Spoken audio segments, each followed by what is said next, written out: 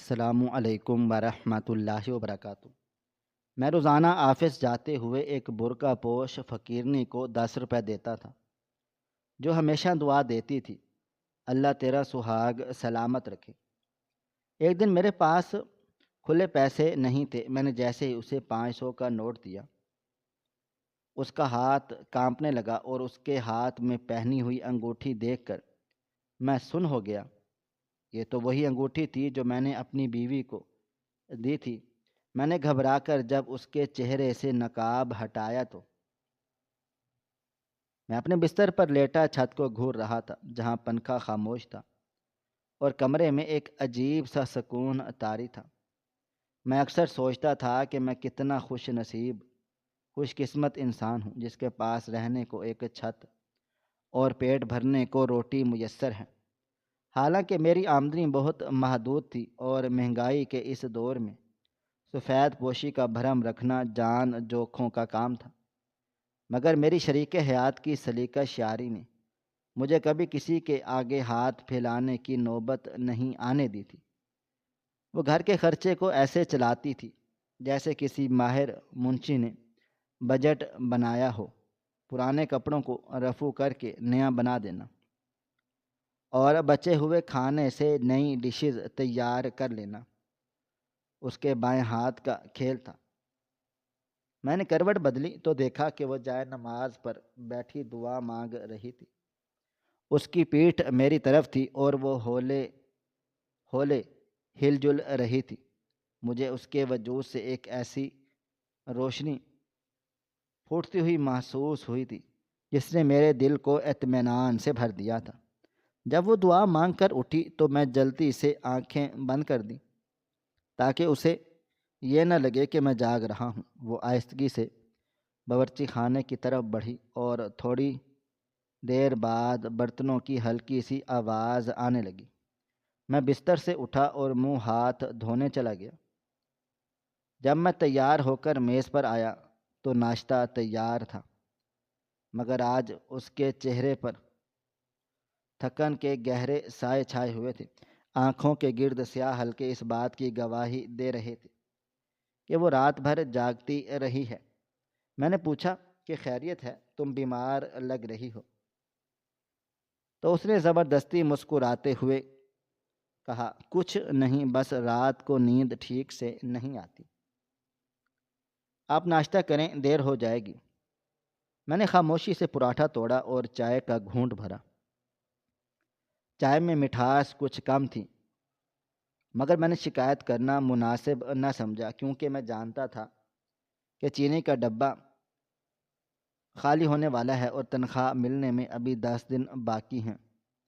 میں نے جلدی جلدی ناشتہ ختم کیا اور دفتر جانے کے لیے اٹھ کھڑا ہوا۔ جب میں جوتے پہن رہا تھا تو میری نظر اس کی پرانی چپل پر پڑی، جو ایک طرف سے ٹوٹی ہوئی تھی۔ میرا دل بھر آیا کہ میں اپنی وفاشار بیوی کو ایک جوتی تک نہیں دلا سکتا۔ میں نے دل ہی دل میں عہد کیا کہ اس بار چاہے کچھ بھی ہو جائے، میں اسے نئے جوتے ضرور لا کر دوں گا۔ میں نے خدا حافظ کہا اور گھر سے نکل آیا۔ گلی میں سردی کا راج تھا اور دھند نے ہر چیز کو اپنی لپیٹ میں لے رکھا تھا۔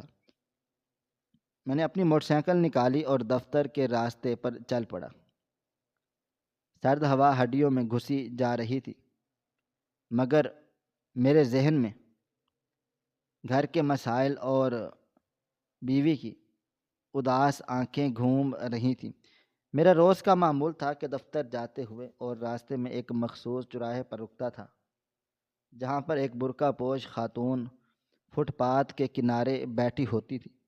وہ باقی مانگنے والوں کی طرح شور نہیں مچاتی تھی اور نہ ہی گاڑیوں کے پیچھے بھاگتی تھی، بس خاموشی سے سر جھکائے بیٹھی رہتی اور اس کا ایک ہاتھ پھیلا ہوتا۔ میں روزانہ اسے 10 روپے دیتا تھا اور بدلے میں وہ مجھے ایک ہی دعا دیتی تھی کہ اللہ تیرا سہاگ سلامت رکھے۔ یہ دعا میرے لیے بہت اہمیت رکھتی تھی، کیونکہ مجھے لگتا تھا کہ میری خوشیوں کا دار و مدار میرے گھر کے سکون اور میری بیوی کی سلامتی پر ہے۔ آج جب میں اس کے چوراہے پر پہنچا تو وہ وہیں موجود تھی۔ سردی سے بچنے کے لیے اس نے خود کو ایک پرانی میلی چادر میں لپیٹ رکھا تھا۔ میں نے موٹر سائیکل روکی اور جیب میں ہاتھ ڈالا تاکہ اسے روز کا نذرانہ دے سکوں، مگر جیب میں ہاتھ ڈالتے ہی مجھے جھٹکا لگا کیونکہ میرے پاس ریزگاری ختم ہو چکی تھی۔ میں نے بٹوا کھول کر دیکھا تو اس میں صرف 500 روپے کا نوٹ پڑا ہوا تھا۔ میں نے بجلی کا بل جمع کروانے کے لیے رکھا تھا۔ میں تربس کا شکار ہو گیا کہ کیا کروں۔ اگر میں اسے 500 روپے دے دوں تو میرے پاس بل کے پیسے کم پڑ جائیں گے، اور اگر نہ دوں تو میرا روز کا معمول ٹوٹ جائے گا اور میرا دل نہیں مانے گا۔ میں کچھ دیر وہیں کھڑا سوچتا رہا، پھر میں نے اس خاتون کی لرزتی ہوئی حالت دیکھی تو میرا دل پسج گیا۔ میں نے سوچا کہ اللہ کوئی نہ کوئی سبب بنا دے گا، آج اس کی میں مدد کر دیتا ہوں۔ میں نے 500 کا نوٹ نکالا اور اس کی طرف بڑھا دیا۔ جیسے ہی میں نے نوٹ اس کے سامنے کیا، اس نے سر اٹھایا۔ حالانکہ اس کا چہرہ نقاب میں چھپا ہوا تھا، مگر میں محسوس کر سکتا تھا وہ مجھے دیکھ رہی ہے۔ میں نے اپنا ہاتھ آگے کیا، مگر جیسے اس کی نظر 500 کے نوٹ پر پڑی، اس کا ہاتھ بجلی کے تیزی سے تھر تھر کانپنے لگا۔ یہ کپکپاہٹ سردی کی نہیں تھی، بلکہ یہ کسی شدید صدمے کا خوف یا رد عمل تھا۔ میں حیران رہ گیا کہ اتنی بڑی رقم دیکھ کر تو مانگنے والے خوش ہو جاتے ہیں، مگر یہ خوف زدہ کیوں ہو رہی ہے؟ اس کا ہاتھ اس قدر کانپ رہا تھا کہ نوٹ اس کی انگلیوں سے پھسل کر نیچے گرنے لگا تھا۔ میں نے آگے بڑھ کر اس کا ہاتھ تھامنا چاہا تو اس نے فوراً سے اپنا ہاتھ پیچھے کھینچ لیا۔ اسی لمحے میری نظر اس کی کلائی پر پڑی، جہاں آستین تھوڑی سی اوپر ہو گئی تھی۔ وہاں ایک پرانی سی کانچ کی چوڑی تھی اور ہاتھ کی پشت پر ایک چھوٹا سا تل تھا۔ وہ تل اور وہ کلائی مجھے اتنی جانی پہچانی لگی کہ میرا دل ایک لمحے کے لیے تڑپ گیا تھا، رک گیا تھا۔ میرا دل و دماغ سن ہو گیا اور مجھے لگا کہ میں یہ ہاتھ پہلے بھی کہیں دیکھ چکا ہوں، مگر کہاں یہ یاد نہیں آ رہا تھا۔ میں نے گھبرا کر پوچھا، بی بی کیا ہوا ہے، آپ ٹھیک تو ہیں؟ اس نے کوئی جواب نہیں دیا، بس جلدی سے نوٹ اٹھایا اور اپنی مٹھی میں دبا لیا۔ وہ بری طرح سے ہانپ رہی تھی، جیسے اس نے کوئی چوری کی ہو یا کوئی بہت بڑا جرم کر لیا ہو۔ میں وہیں بت بنا کھڑا رہا اور اس کی حالت کو سمجھنے کی کوشش کرتا رہا۔ پھر اس نے اپنی لرزتی ہوئی آواز میں وہی دعا دہرائی کہ اللہ تیرا سہاگ سلامت رکھے، مگر آج اس کی آواز میں ایک عجیب سا درد اور قرب تھا، جیسے کوئی اپنا کلیجہ نکال کر رکھ رہا ہو۔ اس کی آواز بھاری ہو رہی تھی، جیسے وہ رو رہی ہو۔ میں نے چاہا کہ اس کا نقاب ہٹا کر دیکھوں کہ وہ کون ہے اور کیوں رو رہی ہے، مگر میری تربیت اور معاشرتی اقدار نے میرا ہاتھ روک لیا تھا۔ میں نے محسوس کیا کہ اس دعا میں صرف الفاظ نہیں تھے، بلکہ ایک گہری تڑپ تھی جو میرے دل کو چیرتے ہوئے گزر گئی۔ وہ مجھ سے نظریں چرا رہے تھے اور بار بار اپنے برقعے کو درست کر رہی تھی تاکہ میں اسے پہچان نہ لوں۔ میں وہاں سے جانے کے لیے مڑا، مگر میرے قدم منو وزنی ہو چکے تھے۔ بار بار میرا دھیان اس دل اور کانپتے ہوئے ہاتھ کی طرف جا رہا تھا۔ میں نے موٹر سائیکل سٹارٹ کی اور دفتر کی جانب چل پڑا، مگر میرا موٹر سائیکل سٹارٹ، میرا دل بھی وہیں رہ گیا۔ سارے راستے میں ایسی سوچ میں گمسم رہا کہ اس عورت کی آواز اور اس کے ہاتھوں میں اتنی مشابہت کیوں ہے؟ کیوں کسی ایسے شخص سے جسے میں بہت قریب سے جانتا ہوں، پہچانتا ہوں؟ دفتر پہنچ کر بھی میں کام میں توجہ نہیں دے پا رہا۔ بار بار میری نظروں کے سامنے وہی منظر گھومتا رہا، وہ 500 کا نوٹ، وہ کانپتا ہوا ہاتھ اور وہ عاجز اور دی سی، ایسا لگ رہا تھا کہ دعا نہیں بلکہ خود کو تسلی دینے کے لیے دے رہی ہوں۔ شام کو جب میں گھر واپس آ رہا تھا تو میرا دل کر رہا تھا میں دوبارہ اس کے پاس جاؤں اور اس سے پوچھوں کہ وہ کون ہے، مگر جب میں وہاں پہنچا تو وہ جا چکی تھی۔ میں گھر پہنچا تو میری بیوی دروازے پر کھڑی میرا انتظار کر رہی تھی۔ اس نے مجھے دیکھتے ہی پانی کا گلاس پیش کیا، مگر میں نے دیکھا کہ اس کے ہاتھ بھی ہلکے ہلکے کانپ رہے تھے۔ میں نے چونک کر اس کی طرف دیکھا اور پوچھا تمہارے ہاتھ کیوں کانپ رہے ہیں؟ تو اس نے گھبرا کر پیچھے کر لیے اور کہا کہ کچھ نہیں، شاید کمزوری ہے۔ میں نے اس کی آنکھوں میں جھانکا تو وہاں ایک خوف تھا اور وہ جو مجھ سے چھپانے کی کوشش کر رہی تھی۔ اس رات میں سو نہیں سکا، میرے ذہن میں بار بار دو تصویریں آ رہی تھیں، ایک اس فقیر تھی کا کانپتا ہوا ہاتھ اور دوسرا میری بیوی کا گھبرایا ہوا چہرہ۔ کیا ان دونوں کا کوئی تعلق تھا یا یہ صرف میرا وہم تھا؟ میں نے کروٹ بدلی اور سونے کی کوشش کی، مگر وہ آواز میرے کانوں میں گونجتی رہی، اللہ تیرا سہاگ سلامت رکھے۔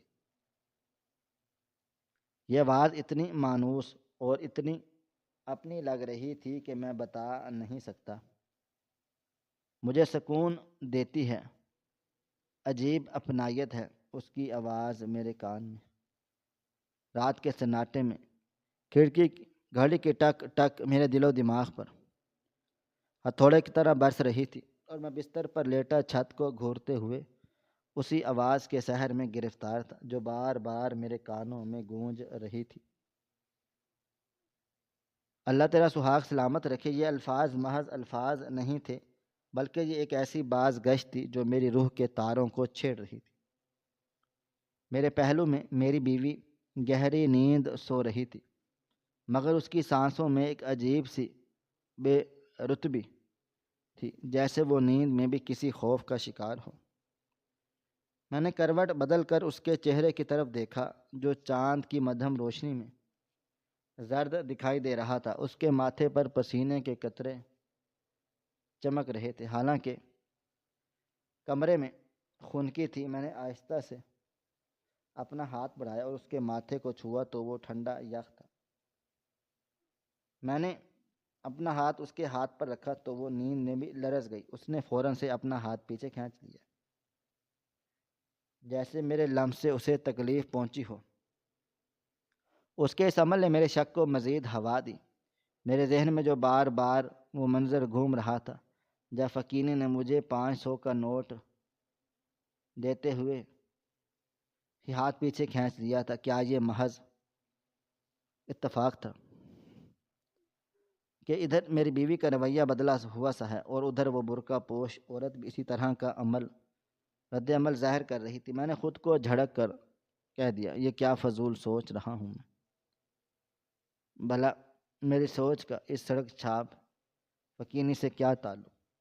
ہو سکتا ہے میری بیوی تو ایک خاندانی اور عزت دار خاتون ہے جو گھر کی چار دیواری میں رہنے کو ترجیح دیتی ہے، مگر دل کے کسی کونے میں ایک چبھن تھی جو مجھے چین نہیں لینے دے رہی تھی۔ میں اٹھ کر بیٹھ گیا اور پانی کا گلاس پی کر کھڑکی کے پاس جا کھڑا ہوا۔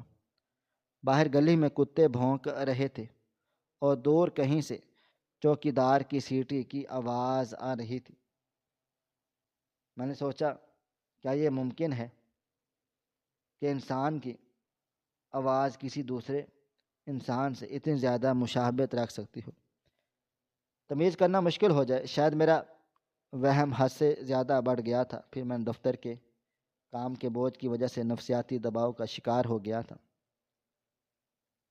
میں نے فیصلہ کر لیا کہ کل میں اس معاملے کی تہ تک پہنچ کر رہوں گا اور اس عورت سے کھل کر بات کروں گا، چاہے وہ کچھ بھی سمجھے۔ صبح ہونے میں ابھی کچھ وقت تھا، میری آنکھوں میں سے نیند روٹ چکی تھی۔ میں دوبارہ بستر پر لیٹ گیا اور ماضی کے دریچوں میں جھانکنے لگا۔ مجھے وہ دن یاد آیا جب میں نے اپنی بیوی کو پہلی بار دیکھا تھا۔ اس کی معصومیت اور سادگی نے میرا دل جیت لیا تھا۔ شادی کے بعد کے ابتدائی سال کتنے حسین و جمیل تھے، جب ہمارے پاس پیسے کم تھے مگر خوشیاں زیادہ تھیں۔ پھر آہستہ آہستہ مہنگائی کا جن بوتل سے باہر آیا اور ہماری ضرورتیں بڑھنے لگیں، مگر اس نے کبھی مجھے محسوس نہیں ہونے دیا کہ ہم کسی مشکل میں ہیں۔ وہ ہمیشہ مسکراتے ہوئے میرا استقبال کرتی اور میری ہر پریشانی کو اپنے دامن میں سمیٹ لیتی، مگر پچھلے کچھ عرصے سے اس کی مسکراہٹ میں وہ چمک نہیں رہی تھی، وہ بجھی بجھی سی رہنے لگ گئی تھی۔ میں سمجھتا رہا تھا کہ شاید گھر کے کام کاج کی تھکن ہے، لیکن اب مجھے لگ رہا تھا کہ معاملہ کچھ اور ہے۔ صبح کی اذان ہوئی تو میں چونک کر اٹھا۔ میری بیوی بھی جاگ گئی اور حسب معمول نماز ادا کرنے کے لیے وضو کرنے چلی گئی۔ اس کی چال میں ایک تھکن تھی جو صبح کے وقت نہیں ہونی چاہیے تھی۔ میں نے غور سے اس کا جائزہ لیا تو مجھے محسوس ہوا کہ اس کے پیروں میں سوجن ہے، جیسے وہ بہت زیادہ پیدل چلتی رہی ہو۔ میں نے پوچھا، بیگم تمہارے پاؤں کیوں سوجے ہوئے ہیں؟ تو وہ گھبرا گئی اور بولی، کچھ نہیں، بس کل کپڑے دھوتے ہوئے شاید زیادہ ہی دیر کھڑی رہ گئی، اس لیے ایسا ہو گیا۔ اور اس نے نظر چرا کر بات ختم کر دی اور باورچی خانے میں گھس گئی۔ ناشتے کی میز پر میں نے جان بوجھ کر پیسوں کا ذکر چھیڑا۔ میں نے کہا، اس مہینے دفتر سے پیسے بونس ملنے کی امید ہے، اگر ملا تو تمہارے لیے کچھ لاؤں گا۔ اس کے چہرے پر ایک رنگ آیا اور گزر گیا۔ اس نے دھیمی آواز میں کہا، بس آپ گھر کا راشن پورا کر دیں، یہی بات مجھے بہت ہے، مجھے کسی بھی چیز کی ضرورت نہیں ہے۔ اس کی قناعت مجھے ہمیشہ سے متاثر کرتی تھی، مگر آج اس جملے نے مجھے ایک عجیب سی بے بسی سنائی، جیسے وہ کچھ مانگنا چاہتی ہو مگر مانگ نہ سکتی ہو۔ میں گھر سے نکلا، میرا ذہن انہی الجھنوں میں گرفتار تھا۔ موٹر سائیکل چلاتے ہوئے بار بار میں خود سے سوال کر رہا تھا کہ آخر کی حقیقت بھی کیا ہے؟ اور سرد ہوا کے تھپیڑے میرے چہرے پر لگ رہے تھے، مگر میرے اندر ایک آگ لگی ہوئی تھی جو بجھنے کا نام نہیں لے رہی تھی۔ جب میں اسی مخصوص موڑ کے قریب جا پہنچا، میرے دل کی دھڑکنیں بے ترتیب ہو گئیں۔ میری نظریں بے تابی سے اس جگہ کو تلاش کرنے لگیں جہاں وہ بیٹھتی تھی، اور جب میں نے اسے وہاں دیکھا تو میرے وجود میں سنسنی دوڑ گئی۔ وہ آج بھی وہیں تھی، اسی پرانے برقعے میں ملبوس، سر جھکائے بیٹھی تھی۔ میں نے موٹر سائیکل کو تھوڑا فاصلے پر روکا اور اسے دیکھنے لگا۔ وہ آنے جانے والوں کی طرف نہیں دیکھ رہی تھی، بس اس کا ایک ہاتھ پھیلا ہوا تھا اور وہ زیر لب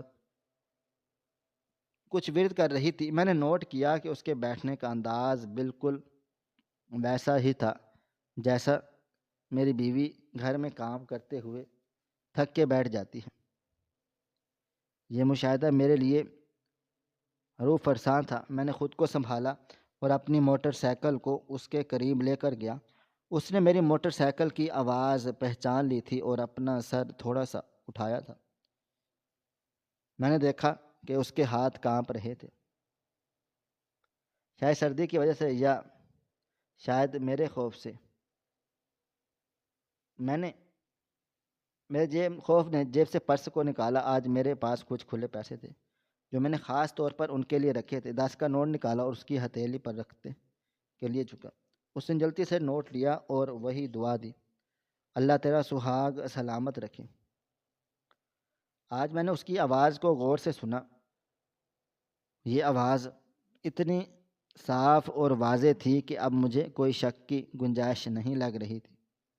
یہ وہی آواز تھی جو روز میرے کانوں میں رس گھولتی تھی،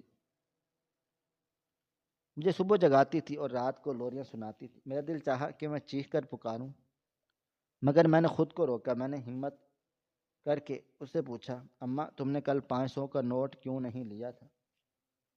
کیا تمہیں پیسوں کی ضرورت نہیں ہے؟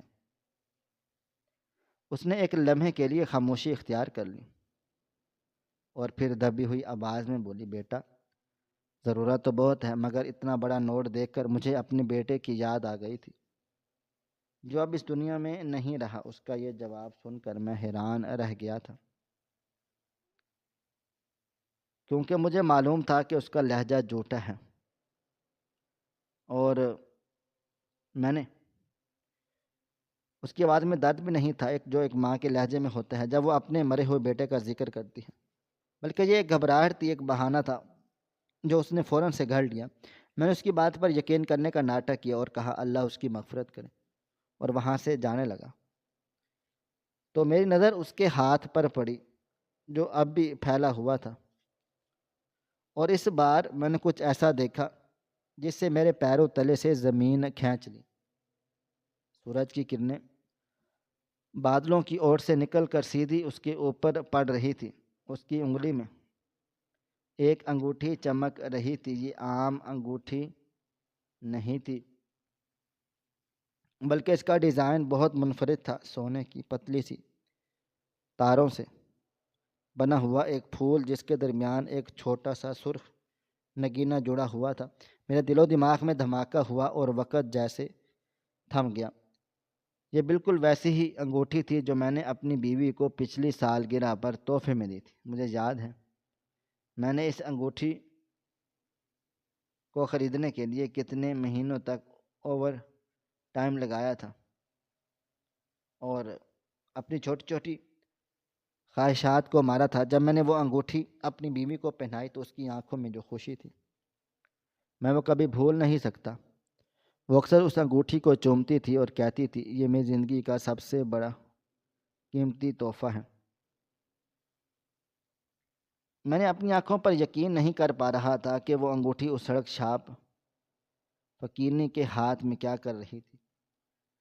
کیا میری بیوی نے یہ انگوٹھی بیچ دی ہے اور اس عورت نے خرید لی ہے؟ مگر یہ کیسے ممکن ہے؟ میری بیوی تو اسے جان سے زیادہ عزیز رکھتی تھی، یا پھر میری بیوی کی انگوٹھی چوری ہو گئی؟ ہزاروں سوال میرے دل و دماغ میں یلغار کر رہے تھے۔ میں بے اختیار اس کی طرف جھکا اور اس کا ہاتھ پکڑنے کی کوشش کی۔ وہ بری طرح سے سہم گئی اور اپنا ہاتھ پیچھے کھینچنے لگی۔ اسی کشمکش میں اس کے برقعے کی آستین تک اوپر ہو گئی، اور میں نے اس کی کلائی پر وہ کڑا بھی دیکھ لیا جو میری ماں نے اپنی بہو کو منہ دکھائی میں دیا تھا۔ اب شک کی کوئی بھی گنجائش باقی نہ رہی۔ یہ زیورات، یہ آواز، یہ تل، یہ سب کچھ چیخ پکار کر گواہیاں دے رہا تھا۔ اس نے کالے برقعے کے پیچھے کوئی بھی اور ہماری عزت کو نہیں بلکہ میری اپنی غیرت چھپی بیٹھی ہے۔ میرا خون کھولنے لگا اور میری آنکھوں کے سامنے اندھیرا چھانے لگا۔ مجھے لگا کہ میرا دم گھٹ جائے گا۔ میں نے غصے اور حیرت کے ملے جلے جذبات میں لرزتی ہوئی آواز میں پوچھا یہ انگوٹھی تمہارے پاس کہاں سے آئی ہے؟ یہ انگوٹھی تمہاری نہیں ہو سکتی۔ وہ خاموش رہی، اور پھر اس کی خاموشی میرے لیے زہر قاتل تھی۔ میں نے دوبارہ اس سے پوچھا کہ جواب دو، تم کون ہو اور یہ سب کچھ کیا ہے؟ پھر وہ کچھ بھی نہ بولی، بس اس کی سسکیوں کی آواز آنے لگ گئی تھی جو میرا کلیجہ چیر رہی تھی۔ سڑک پر چلتے ہوئے لوگ رک کر ہمیں دیکھنے لگ گئے تھے کہ ایک سوٹڈ بوٹڈ آدمی ایک فقیرنی سے کیوں الجھ رہا ہے، مگر مجھے دنیا کی کوئی پرواہ نہیں تھی۔ میری دنیا تو ویسے ہی لٹ چکی تھی۔ مجھے اپنی آنکھوں کے سامنے اندھیرا اور اجالا ملت ہوتا ہوا محسوس ہو رہا تھا۔ مجھے سمجھ نہیں آ رہا تھا میں کیا کروں۔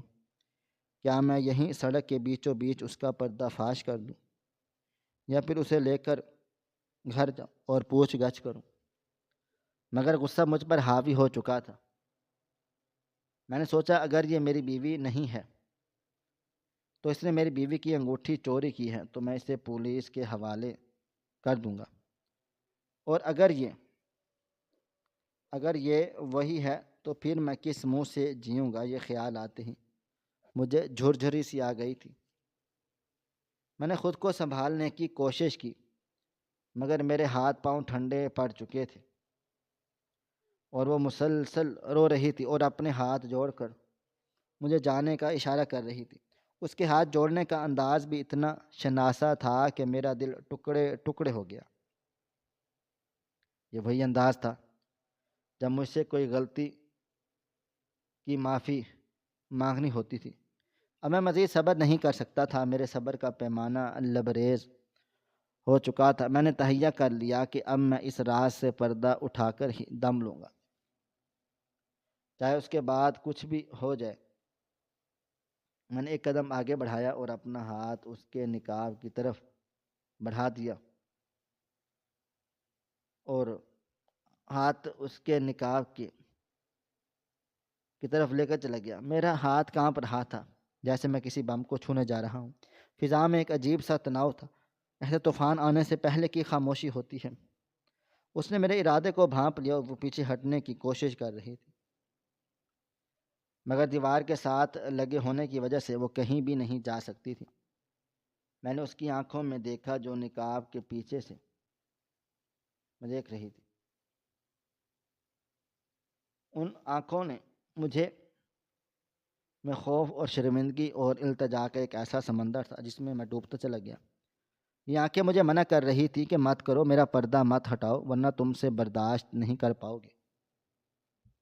مگر حقیقت جاننے کی تڑپ مجھے اس کی آخری حد تک لے آئی تھی جہاں واپسی کا کوئی راستہ نہیں تھا۔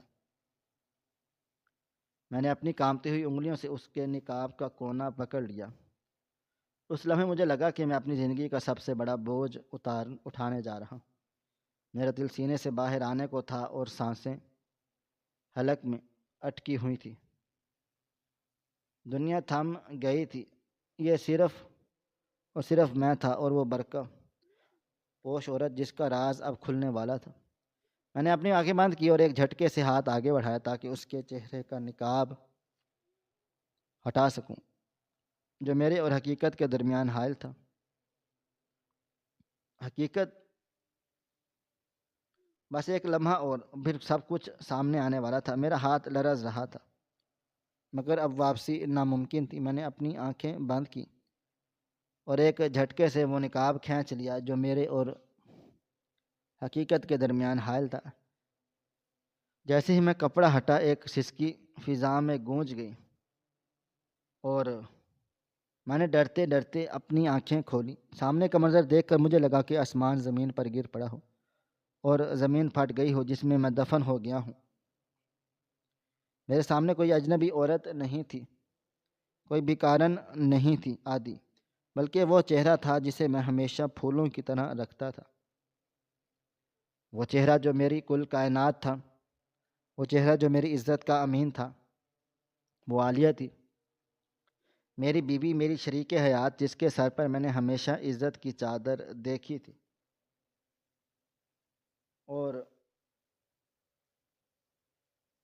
آج وہ سرے بازار برہنہ بیٹھی تھی اور اس کے چہرے پر خاک اور آنسوں کی آمیزش تھی۔ اس کے ہونٹ تھر تھر کانپ رہے تھے اور آنکھیں شرمندگی سے جھکی ہوئی تھی، جیسے وہ مجھ سے نہیں بلکہ پوری انسانیت سے چھپنا چاہتی ہو۔ میرا دل و دماغ معاف ہو گیا اور جسم کی ساری طاقت ختم ہو گئی۔ میں وہیں سڑک کے بیچوں بیچ گھٹنوں کے بل گر پڑا اور میرے ہاتھوں سے وہ نقاب چھوٹ کر دور جا گرا اور میرے حلق سے ایک ایسی چیخ نکلی جو بے آواز تھی مگر جس نے میرے اندر کا سب کچھ ریزہ ریزہ کر دیا تھا۔ عالیہ۔ میرے منہ سے بمشکل یہ لفظ نکلا اور پھر الفاظ میرا ساتھ چھوڑ گئے اور وہ مجھ سے نظریں نہیں ملا پا رہی تھی، بس اپنے دونوں ہاتھوں سے اپنا چہرہ چھپانے کی کوشش کر رہی تھی اور زاروں قطار رو رہی تھی۔ اس کے رونے کی آواز میں اتنا درد تھا کہ میں پتھر بھی پگھل جائیں، مگر میں پتھر کا ہو چکا تھا۔ مجھے سمجھ نہیں آ رہا تھا میں کیا رد عمل دوں۔ کیا میں اسے گلے سے لگا کر رہوں یا اس پر چیخوں کہ تم نے یہ کیا کر دیا، میری عزت خاک میں ملا دی؟ مگر میری عزت تو شاید پہلے ہی خاک میں مل چکی تھی۔ جب میری بیوی کو گھر کی چار دیواری چھوڑ کر فٹ پاتھ پر بیٹھنا پڑا، ارد گرد لوگوں کا ہجوم جمع ہونا شروع ہو رہا تھا۔ کوئی کہہ رہا تھا میاں بیوی کا جھگڑا ہے، کوئی کہہ رہا تھا شاید چوری کا معاملہ ہے، مگر کوئی یہ بھی نہیں جانتا تھا کہ یہاں ایک سفید پوش انسان کی نام نہاد غیرت کا جنازہ نکل رہا ہے۔ میں نے لڑکھڑاتے ہوئے اس کا بازو پکڑا اور اسے کھڑا کیا۔ وہ لرز رہی تھی جیسے بخار میں مبتلا ہونے میں نے اپنی جیکٹ اتار کر پہنا دی تاکہ لوگ اسے اس حال میں نہ دیکھیں، اور اس کا سر ڈھانپ دیا۔ میں نے لوگوں کی بھیڑ کو چیرتے ہوئے موٹر سائیکل تک لایا اور بٹھا دیا۔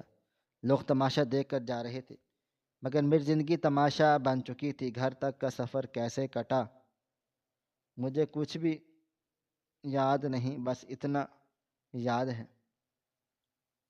کہ راستے میں ہر چیز دھندلی تھی اور میرے کانوں میں صرف وہی دعا گونج رہی تھی کہ اللہ تیرا سہاگ سلامت رکھے۔ اب اس دعا کا مطلب سمجھ آ رہا تھا۔ وہ بھیک مانگتی ہوئی میری سلامتی کی دعا کیوں کرتی تھی؟ کیونکہ میں ہی تو اس کا سہاگ تھا، جس کی لاج رکھنے کے لیے وہ اس ذلت کے گڑھے میں اتری ہوئی تھی۔ گھر پہنچ کر میں نے دروازہ بند کیا اور وہیں دروازے کے ساتھ ٹیک لگا کر بیٹھ گئی اور پھوٹ پھوٹ کر رونے لگ گئی۔ میں اس کے سامنے کرسی پر بیٹھ گیا اور کافی دیر تک ہم دونوں کے درمیان صرف آنسوؤں اور سسکیوں کا تبادلہ ہوتا رہ گیا تھا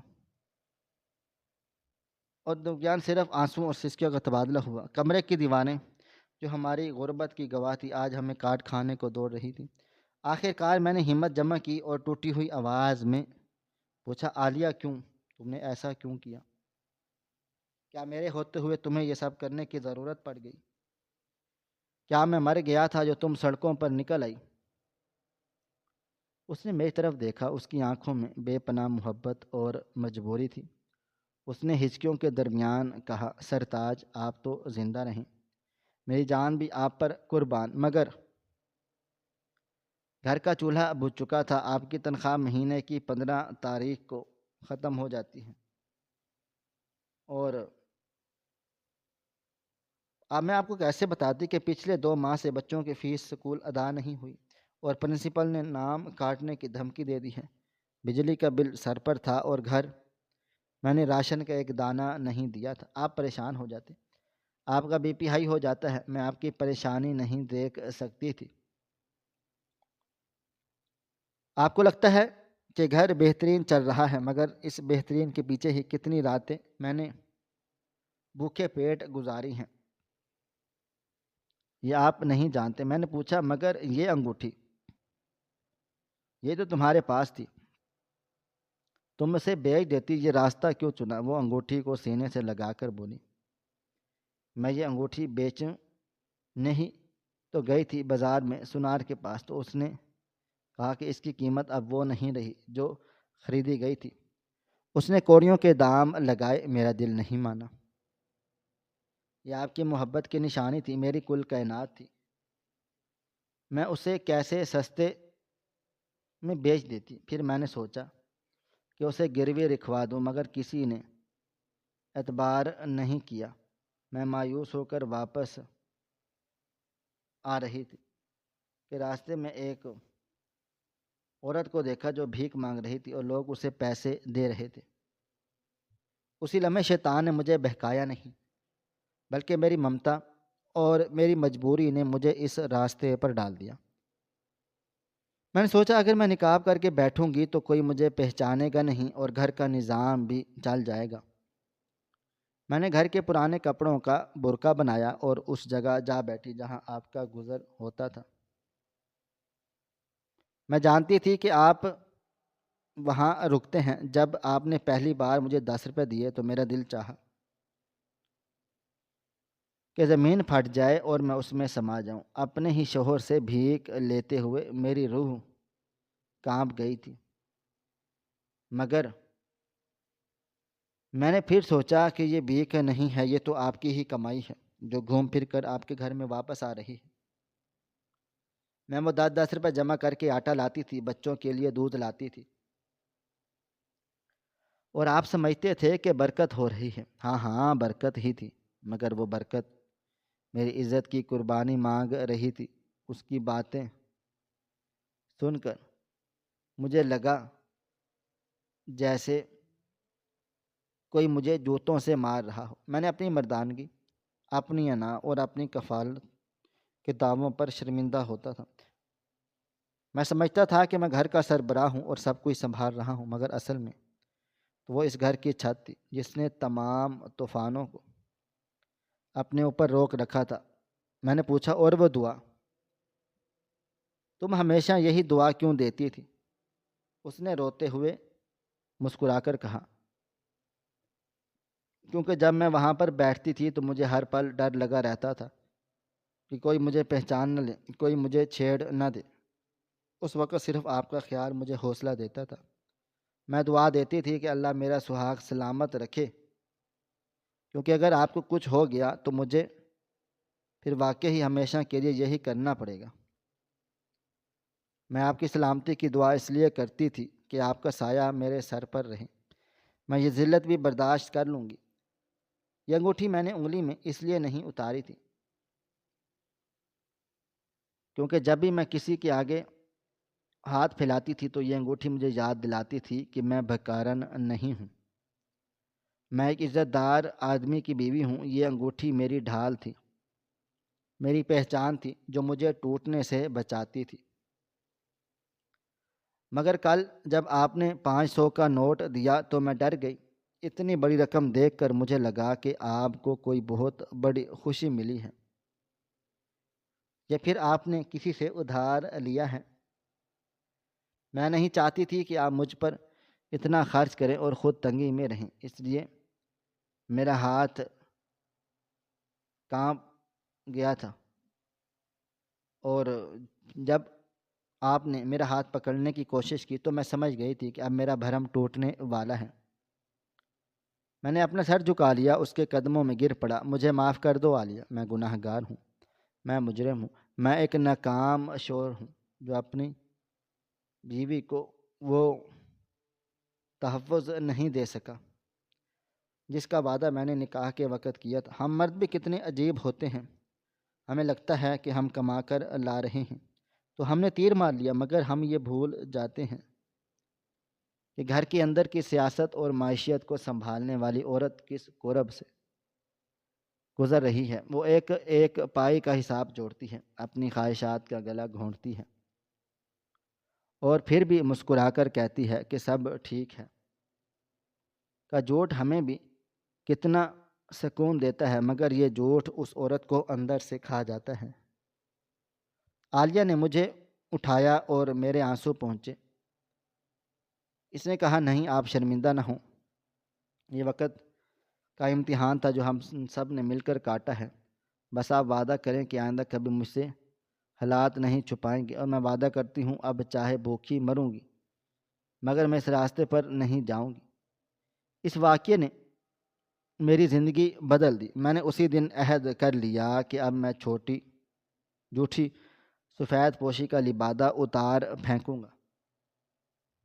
میں نے دفتر کے بعد شام کو ایک اور جگہ جزوی ملازمت شروع کر دی۔ ہم نے اخراجات مزید کم کر دیے، مگر ہم نے سچ کا راستہ اپنا لیا۔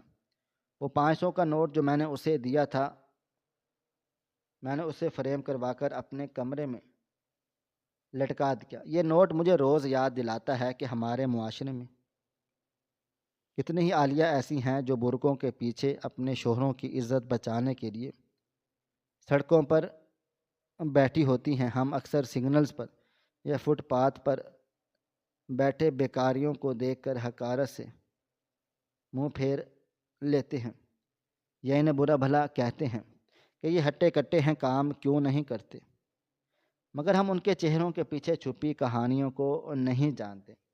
ہو سکتا ہے ان میں سے کوئی مجبوری کی اس انتہا پر ہو جہاں عزت اور پیٹ میں سے کسی ایک کو انتخاب کرنا پڑے، اور پیٹ کی آگ ایسی ظالم ہے کہ وہ بڑی بڑی عزتوں کو خاک میں ملا دیتی ہیں۔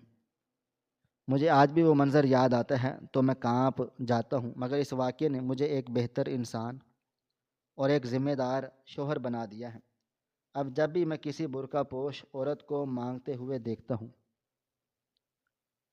تو میرا دل خود بخود جیب کی جانب چلا جاتا ہے، اور میں اسے حقارت سے نہیں بلکہ عزت سے دیکھتا ہوں، اور دل ہی دل میں دعا کرتا ہوں کہ اللہ تعالیٰ کسی کی عزت کو مجبوری کے ہاتھوں نلام نہ ہونے دینا، اور ہر سہاگ کو اتنی ہی ہمت دینا کہ اس کی شریک حیات کو کبھی کسی کے آگے ہاتھ پھیلانے کی نوبت نہ آئے۔ یہ کہانی صرف میری نہیں ہے، یہ ہمارے سماج کے اس ناسور کی کہانی ہے جہاں مہنگائی اور غربت نے سفید پوش طبقے کی کمر توڑ ڈالی ہے، جہاں ایک تنخواہ ایک مہینہ گزارنا ایک معجزہ بن گیا ہے، اور اس معجزے کو ممکن کرنے کے لیے گھر کی عورتیں خاموش قربانیاں دیتی ہیں، کبھی زیور بیچ کر، کبھی پیٹ کاٹ کر، اور کبھی کبھی اپنی انا کو مار کر سڑک پر بیٹھ کر۔ میری آپ سب سے گزارش ہے، اپنے گھروں میں اپنی بیویوں سے بات چیت کریں، ان سے پوچھیں کہ گھر کیسے چل رہا ہے، کہیں وہ بھی آپ کی عزت بچانے کے لیے خاموشی سے گھٹ تو نہیں رہی۔ ان پر اتنا بوجھ نہ ڈالیں کہ وہ ٹوٹ کر بکھر جائے، کیونکہ جب گھر کی عورت ٹوٹتی ہے تو نسلیں بکھر جاتی ہیں۔ اللہ تعالیٰ ہم سب کی پردہ پوشی فرمائے اور ہمیں ایک دوسرے کا سہارا بننے کی توفیق عطا فرمائے، آمین۔ ہماری آج کی کہانی آپ کو کیسی لگی؟ کومنٹ باکس میں اپنی رائے کا اظہار ضرور کریں اور ہمارے چینل کو سبسکرائب کر لیں۔ شکریہ، اللہ حافظ۔